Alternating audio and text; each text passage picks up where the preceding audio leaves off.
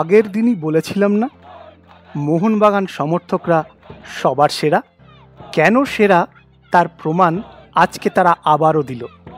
প্রবল বৃষ্টি বাদল উপেক্ষা করে সমর্থকেরা আজকেও চলে গিয়েছিল ব্যারাকপুরের বিভূতিভূষণ স্টেডিয়ামে রেলওয়ে এফসির এগেনস্টে নিজেদের প্রিয় দলকে সাপোর্ট করতে।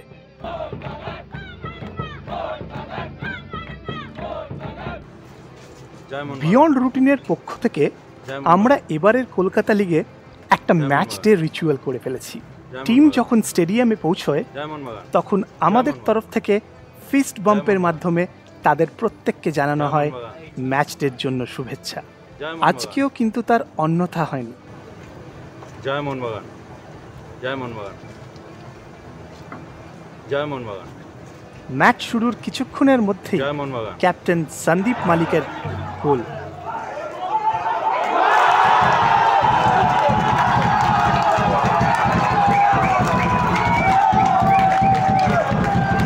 তবে রেফারি কিন্তু এই ম্যাচের নিয়ন্ত্রণ বেশ কিছুক্ষণের জন্য হারিয়ে ফেলেছিলেন, যার ফলস্বরূপ মাঠে দেখা দেয় বিশৃঙ্খলা।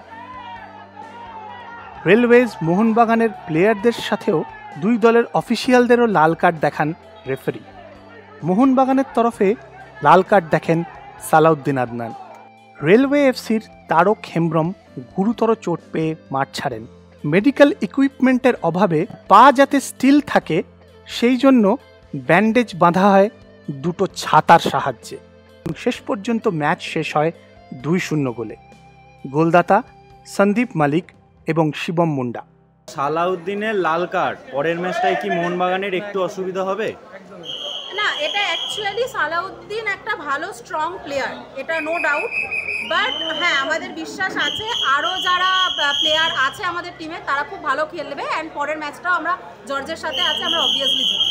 এই জন্যই তো এই বৃষ্টিতে ভিজে আমরা খেলা দেখছি। ছাতা নিয়ে এসেছি বাট ছাতা মাথায় দিইনি, সবাই ভিজে ভিজে খেলা দেখছে। অবভিয়াসলি মোহনবাগান আমাদের কাছে ভালোবাসা, বৃষ্টি হোক আর যাই হোক তাই আমরা খেলাটা দেখি। তো আমাদের কাছে মোহনবাগান সব থেকে। জয় মোহনবাগান, জয় মোহনবাগান। ম্যাচের শেষে নিয়ম মেনে এদিনও প্লেয়ারদের বরণ করে নেয় ফ্যানেরা ভাইকিং ক্ল্যাপের মাধ্যমে।